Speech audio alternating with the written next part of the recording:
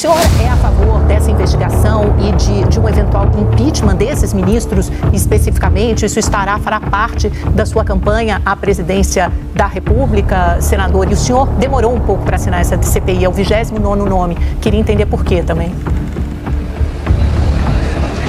Amanda, não demorei para assinar a CPI. Ele, na verdade, vamos lá, eu sou a favor de impeachment de qualquer ministro que descumpra a lei de responsabilidade, que é a lei 1079, que enseja os crimes que levam o Senado a fazer o impeachment de ministro do Supremo. Já assinei vários, vou assinar quantos forem necessários.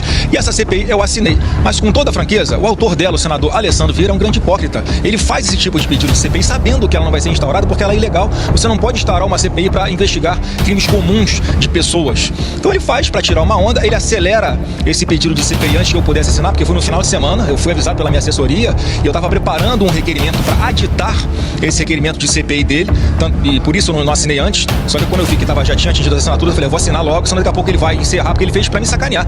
Ele correu com as assinaturas exatamente para dizer que eu não assinei porque eu tenho algum rabo preso, que é mentira. E ele sabe disso. Então ele é um grande hipócrita que fez a CPI, Amanda, do crime organizado agora.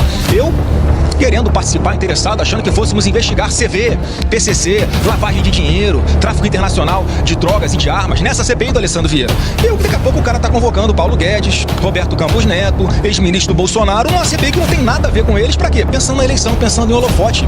Vamos pro Chile, o nosso repórter Murilo Fagundes tem um convidado especial. Ele está ao lado do senador e pré-candidato à presidência da República, Flávio Bolsonaro, do PL do Rio de Janeiro. Murilo, desde já, muito obrigada. Que baita furo, meu amigo, que esforço de reportagem. Bem-vindo a você, bem-vindo, senador. E é sua, claro, Murilo, a primeira pergunta.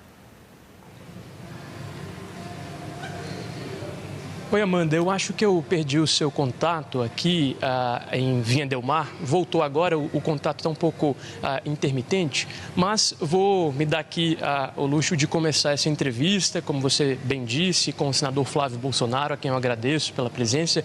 Senador, dias intensos, seria uma primeira viagem, um primeiro contato com os dois pré-candidatos, Lula e Flávio Bolsonaro.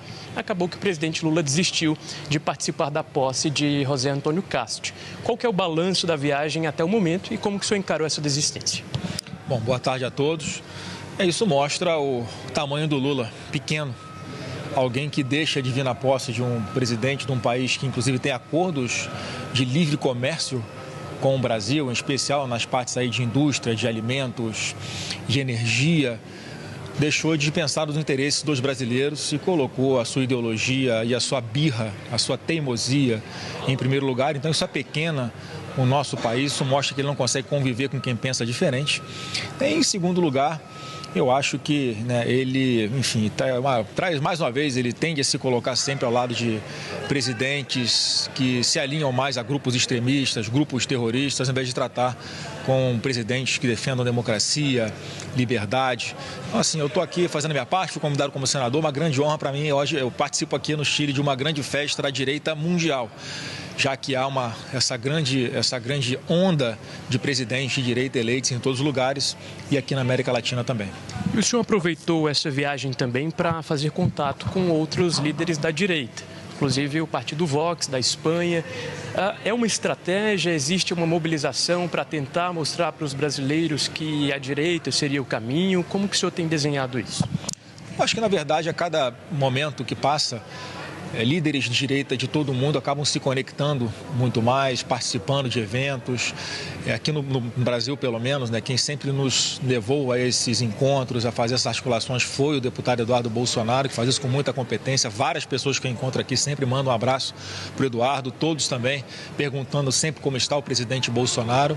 E eu explico um pouco como está a realidade no Brasil, que não são dias fáceis que nós temos enfrentado no nosso país. Então, esses movimentos acabam a cada dia que passa se conectando mais e mais, e aqui no Chile também o presidente Cast foi um que sempre participou de diversos desses encontros conservadores e está aqui representando esse nosso grupo mundialmente no Chile. Perfeito. Infelizmente, Amanda, a gente não teve ainda seu retorno, mas sigo aqui com o senador Flávio, porque, senador, há uma expectativa grande em relação às suas mobilizações de pré-campanha no Brasil. Inclusive, dizem que o senhor já tem alguns nomes colocados, já tem conversado aí com algumas pessoas. Como que está isso, inclusive, na área das relações internacionais? Tem algum nome que o senhor tem conversado para fazer essas viagens? Alguém que o senhor tem aí trocado ideias sobre temas? Hoje mesmo te perguntaram da Michelle Bachelet, né, para assumir um cargo importante. Como que estão essas negociações? Não tem negociação sobre nomes ainda, Murilo. A gente está tratando de pautas. Eu só posso pensar em nomes, inclusive, depois que tiver uma estrutura, ainda que né, uma estrutura momentânea de como eu pretendo fazer no governo com os ministérios, para aí depois escolher os perfis exatos. Só que a imprensa gosta de ficar sempre inventando um nome, daqui a pouco falam que o Joaquim Teixeira vai ser meu ministro de alguma coisa e vai todo mundo acreditar. Né? E não estou conversando sobre nomes ainda de ministro da Economia, de ministro de Relações Exteriores ou qualquer outro ministério. Hoje mesmo saiu uma pesquisa importante que mostra que o senhor está empatado com o presidente Lula. Como que o senhor tem visto os levantamentos, as pesquisas de intenção de voto? Existe uma meta, um objetivo? Óbvio que todo mundo fica satisfeito quando vem uma pesquisa boa para você e reclama da pesquisa quando ela vem ruim para você. Eu sempre fui cético com relação às pesquisas, é óbvio, como elas estão vindo favoráveis a gente, isso acaba sendo explorado de uma forma indireta, só que o mais importante para mim é sempre a tendência. E a tendência de todas as pesquisas, sem nenhuma exceção, é um crescimento meteórico e, no meu ponto de vista, irreversível, não apenas por causa do que nós estamos fazendo, da forma como nós estamos colocando e como pretendemos enfrentar os problemas do Brasil e oferecer um projeto Brasil como nós vamos fazer oficialmente no dia 30 de março lá em São Paulo, junto com o governador Tarcísio, mas em função de todo o comportamento de más decisões e péssima administração de Lula, que tem levado o Brasil a se jogar nesse precipício sem paraquedas. Então a população não aguenta mais Lula, ninguém aguenta mais 4 anos de PT. O Lula é uma mercadoria vencida e o povo quer algo novo. Por isso, eu acredito que no futuro muito próximo o Brasil vai ser recolocado no caminho da prosperidade junto com a gente. Amanda, eu acho que a gente conseguiu retomar a conexão. Se você puder falar aqui conosco para a gente testar, agora sim, a gente te escuta bem. Ótimo. Senador Flávio Bolsonaro, Amanda Klein falando com o senhor. Muito bem-vindo ao SBT News. Obrigada por essa entrevista. Senador, o senhor estava falando nas pesquisas e tem um cenário particular da Quest. A gente escutou a Amanda. Não sou eu, Amanda. A gente escutou a Amanda no início, voltou agora. Se você quiser tentar, agora sim. Deixa eu tentar. Vamos lá, vamos tentar. Senador Flávio Bolsonaro, me escuta bem? Murilo, me escutam? Boa. Senador, sim, muito bem-vindo aqui ao SBT News, viu? Obrigada por essa entrevista. Vocês estavam comentando sobre os cenários da pesquisa Quest. Tem um cenário em particular do primeiro turno que mostra que se saírem todos aqueles pré-candidatos, Ratinho, Ronaldo Caiado, Eduardo Leite, o senhor já empata ou praticamente empata com Lula no primeiro turno. Como é que estão essas conversas do senhor com esses outros candidatos para possivelmente se juntarem, já formarem uma aliança de direita a partir do primeiro turno? Existem essas conversas, existe essa possibilidade e também com o candidato Romeu Zema, sempre cotado como possível vice do senhor? Olha, Amanda, a centro-direita não está com problema de alternativas de candidatura, né? Tirando o Eduardo Leite, que é centro-esquerda, todos os demais ali são de centro-direita e há uma grande convergência sobre praticamente todas as pautas que nós queremos apresentar para o Brasil. Quem está com problema de candidatura é a esquerda, né? Porque o Lula, mais uma vez, o Lula é uma mercadoria vencida, o seu estilo de não reconhecer o trabalho de pessoas no seu entorno, ser uma pessoa muito vaidosa, acaba que ele não permite, não compartilha os louros de possíveis vitórias do governo com mais ninguém, diferente do presidente Bolsonaro, que sempre compartilhou as coisas boas do governo com as pessoas que conseguiam executar aquilo, seus ministros, e temos várias provas de pessoas que estão aí hoje ocupando cargos eletivos. Então, a nossa parte vai ser sempre na mesma linha. Eu estou muito satisfeito, né, com a resposta que a população tem dado para a gente nas ruas com relação a essa expectativa nas próximas eleições. Então, com todos os candidatos que têm se colocado à centro-direita, não tenho nenhum problema. As conversas vão acontecendo, não estou com pressa de definir quem vai caminhar com a gente no primeiro turno ou quem caminharia só no segundo turno. Respeito que os partidos que querem lançar os seus nomes. Eu acho que a gente tem que ir para o debate, comparar os projetos e as ideias. Eu tenho certeza, a única certeza que eu tenho, Amanda, é que Lula não será presidente do Brasil a partir de 2027. Amanda? Murilo, se eu puder fazer mais uma pergunta também sobre todo esse debate em torno de PCC, Comando Vermelho, sendo reconhecidos eventualmente pelos Estados Unidos como organizações terroristas. O governo alega que isso seria uma violação da soberania nacional e poderia redundar, resultar em sanções econômicas, também até ações ao Brasil e ações militares. Como é que o senhor vê essa questão, para além do discurso político, que eu sei que se usa nas redes sociais, mas o senhor, eventualmente, se for eleito, não se preocupa também que a soberania do Brasil pudesse estar em xeque com a classificação desses grupos, eventualmente, como organizações terroristas? Olha, o Lula vive uma paranoia e alimenta uma narrativa mentirosa de que esse tipo de situação, reconhecer como grupos terroristas CV e PCC, isso fosse ensejar uma invasão americana aqui no Brasil, né? O Trump vai vir aqui sequestrar o Lula e levar embora do país. Isso não existe, é coisa de maluco. O Brasil sempre participou, sempre assinou acordos de cooperação técnica na área de segurança pública, na área de combate ao crime organizado, na área de lavagem de dinheiro, na área de tráfico internacional de seres humanos, de crianças. Tem diversas cooperações entre países. Então, eu fico triste, porque, Amanda, aqui no Brasil, cerca de 25% dos brasileiros vivem em territórios que são dominados por esses narco-guerrilheiros, por esses narcotraficantes. São terroristas, pessoas que dominam territórios, impõem a sua própria lei, o seu próprio governo paralelo, que escolhem a mulher que querem para enfim, abusar sexualmente pelo tempo que quiserem. O pai dessa menina não pode fazer nada porque o Estado sequer consegue entrar nesses locais. Alguém quer abrir uma lojinha de cachorro-quente tem que pagar pedágio para o tráfico. Quem quer comprar um gás nessas comunidades tem que pagar o gás mais caro na mão de miliciano, na mão de traficante. Essas pessoas não têm soberania. O Brasil não tem soberania sequer dentro do seu próprio território. Então a gente tem que libertar essas pessoas. Isso o atual governo sinaliza a todo momento que tem simpatia por esses grupos criminosos. Óbvio que outros países olham para o Brasil. Olha, o Brasil está uma esculhambação. Tanto é que nesse escudo americano de combate ao crime organizado, vários países foram chamados, o Brasil não foi. É uma vergonha para nós. Então, essa narrativa de que isso pode ensejar uma espécie de intervenção aqui no Brasil é uma mentira deslavada. O Lula tinha que estar preocupado em libertar essas pessoas que moram em áreas dominadas por essas organizações criminosas. Não à toa os presídios ficaram em festa quando ele foi declarado presidente em 2022, né? Porque, obviamente, ele demonstra a todo momento que não tem nenhuma preocupação com quem precisa se libertar dessas organizações criminosas. E, se Deus quiser, a partir do ano que vem, o Brasil vai fazer parte desse escudo americano e vai assinar quantos acordos de cooperação forem necessários para combater essas organizações criminosas, seja com os Estados Unidos, seja com Israel, seja com a Argentina, seja com o Chile, com qualquer país que esteja disposto a colaborar conosco para combater esses terroristas do CV e PCC. Senador, deixa eu te fazer uma pergunta. Tá aí, Amanda, então, senador... Posso só fazer mais uma perguntinha sobre o caso Master, que o senador assinou aquela CPI do Alessandro Vieira para investigar as relações do Toffoli e do Alexandre de Moraes, eventualmente, com o caso Master. O senhor é a favor dessa investigação e de um eventual impeachment desses ministros especificamente? Isso fará parte da sua campanha à presidência da República, senador? E o senhor demorou um pouco para assinar essa CPI, é o 29º nome. Queria entender por quê também. Amanda, eu não demorei para assinar a CPI. Ele, na verdade, vamos lá, eu sou a favor de impeachment de qualquer ministro que descumpra a lei de responsabilidade, que é a Lei 1079, que enseja os crimes que levam o Senado a fazer o impeachment de ministro do Supremo. Já assinei vários, vou assinar quantos forem necessários. E essa CPI eu assinei. Mas, com toda a franqueza, o autor dela, o senador Alessandro Vieira, é um grande hipócrita. Ele faz esse tipo de pedido de CPI sabendo que ela não vai ser instaurada porque ela é ilegal. Você não pode instaurar uma CPI para investigar crimes comuns de pessoas.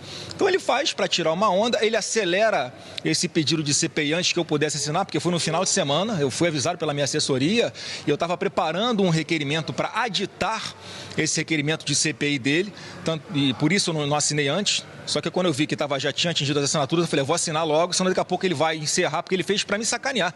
Ele correu com as assinaturas exatamente para dizer que eu não assinei porque eu tenho algum rabo preso, que é mentira. E ele sabe disso. Então ele é um grande hipócrita que fez a CPI, Amanda, do crime organizado agora. Eu querendo participar, interessado, achando que fôssemos investigar CV, PCC, lavagem de dinheiro, tráfico internacional de drogas e de armas, nessa CPI do Alessandro Vieira. E daqui a pouco o cara está convocando Paulo Guedes, Roberto Campos Neto, ex-ministro do Bolsonaro, numa CPI que não tem nada a ver com eles. Para quê? Pensando na eleição, pensando em holofote. Senadores como Alessandro Vieira, eles descredibilizam o resto que existe ainda de credibilidade desse instituto de CPIs. Então, assim, assinei essa última que ele fez agora. Fiz um aditamento para que fosse incluído também o Fernando Haddad, o senhor Galípolo, o senhor Rui Costa, o empresário lá da Bahia, o Augusto Lima, todos eles citados nesse escândalo do Banco Master também, inclusive tendo participado de reuniões juntos com o Vocaro. E por que o Alessandro Vieira esqueceu de chamar essa galera? Só porque ele é base do governo Lula? Ele está com medo de convocar essas pessoas? Então eu espero que ele assine o meu requerimento para aditar o pedido de CPI dele e vamos à luta, vamos investigar quem quer que seja. Então não tem problema nenhum, Amanda, de assinar CPI, de assinar impeachment de ministro do Supremo, nenhum problema. Então, para deixar bem claro aqui, qual é a posição minha com relação a isso. Mas, senador, se o caminho não é a CPI, como o senhor diz, qual é o caminho para os ministros do Supremo, se o senhor indica que há ações erradas, incorretas no caso Master? O caminho é o que eu já falei, impeachment de ministro Supremo. Como já assinei vários, como o presidente Bolsonaro assinou vários, agora a gente esbarra na presidência do Senado, que é quem tem a prerrogativa de pautar isso. Aí já fizemos vários tipos de pressão e ele foi ali redutível com relação a isso. Agora, eu falo, Amanda, desde há uns 3 anos, pelo menos, porque quando você estava comentando aí que a relatoria do pedido de abertura da CPI do Banco Master foi distribuída para o ministro Dias Toffoli. Todo mundo achando um absurdo, né, fazendo piada. Agora, quando você tem ministros para julgar o Bolsonaro, completamente suspeitos também para julgá-los, o Zanin é ex-advogado do Lula, Flávio Dino era ministro da Justiça até ontem do Lula e falava que o Bolsonaro era o demônio na terra. O Alexandre de Moraes, um grande perseguidor, inimigo público de Bolsonaro. Aí todo mundo falava que não tinha problema porque era pelo bem da democracia, então o Bolsonaro poderia ser julgado pelos seus inimigos. Ali acabou esse instituto da suspeição. Então agora o que o Toffoli pode fazer é o seguinte: olha, se o Alexandre de Moraes fez lá com o Bolsonaro, eu me acho no direito de fazer aqui também, e olha a confusão. Então, Amanda, eu acho que a gente tem que buscar um jeito sim de recolocar as instituições nos seus lugares, porque do jeito que está uma bagunça, está um nojo. O brasileiro olha para Brasília e fica com nojo do que está acontecendo. Por quê? Porque a Constituição foi rasgada várias vezes contra o Bolsonaro em defesa da democracia.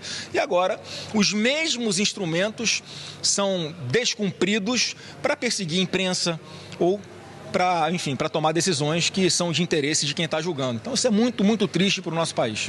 Eu tenho uma última pergunta, Amanda. Não sei se você tem mais alguma. O senador está com a agenda um pouco corrida aqui. Inclusive, seguir. Hoje se reúne com José Antônio Castro à noite. Pode seguir, Murilo. Perfeito, pega daí. Perfeito. Senador, só para fechar, então, um público que está muito de olho aí na sua pré-campanha é o público feminino. Estamos no mês da mulher. O senhor acredita que, indicando uma vice, como o senador agora chamando a esposa aqui para a entrevista. Vem cá, meu amor. Rapidinho, vem cá. Tá fazendo perguntas sobre mulheres. Eu queria só te mostrar do meu lado aqui. A mais bonita e maravilhosa e perfeita de todas aqui, ó. Fernanda Bolsonaro, Amanda, que inclusive hoje participou da posse de José Antônio Castro. O senador, inclusive, tem colocado nas redes sociais sobre Fernanda Bolsonaro. A senhora pretende participar da pré-campanha informativa, não? Ele é tímido, ela tem vergonha de falar, deixa que eu respondo por ela. Não, acabei de responder, né? Pode falar. Não, tô brincando. Perfeito. A Fernanda, pô, tá, ela é uma pessoa que sempre foi ali reservada e tal, mas, enfim, tá consciente da missão que nós temos juntos aí, como é que isso impacta a família e a importância disso pro nosso Brasil. Então tá aqui me dando força mais uma vez. A meu pedido, você vê que é livre e espontânea vontade, né? Mas só para fechar, Amanda, eu só queria perguntar, senador, se o senhor pretende ou cogita indicar uma mulher como vice-presidente, porque além da simbologia, além dos acenos, é importante haver movimentações claras de presença feminina em espaços de poder. O senhor pensa nisso? Olha, eu não tenho, na verdade, meu gabinete, eu dou exemplo, tá, Murilo? Meu gabinete, quase 60% de quem trabalha comigo são mulheres e em posições de chefia. Minha chefe de gabinete é mulher, a chefe do meu jurídico é mulher, a chefe do meu orçamento é mulher, a pessoa que cuida da minha vida, da minha agenda lá no gabinete é mulher. Então, se as pessoas se sentem qualificadas para estar junto, para estar trabalhando, isso aí para mim é o que importa. Então, essa questão de vice vai ficar só lá para frente ainda. Então, assim, vamos analisar primeiro, porque eu acho importante o nome da pessoa, o que a pessoa vai agregar. Aí, assim, tem várias mulheres no entorno que estão me ajudando agora, que são hiperqualificadas. Quem sabe a gente não tem surpresa aí pra frente. O senhor pode citar o nome de uma delas? Não. Na economia? Não, tem gente importante ajudando em todos os setores, né? Mas com relação aí a ministros ou com relação a vice, de verdade, isso é uma coisa que fica só bem mais lá para frente. Agora a gente está preocupado em formatar já um plano inicial bem básico ainda, com os pilares de como a gente pretende tirar o Brasil dessa areia movediça que o Lula nos enfiou. Perfeito. Amanda, é isso. Tivemos aqui essa conversa com o senador Flávio Bolsonaro, que segue sua agenda aqui no Chile. Excelente. Murilo, parabéns por essa entrevista, por esse trabalho jornalístico. Senador, agradeço demais a presença aqui, a participação no SBT News. Volte sempre. Bom trabalho para vocês aí, boa viagem.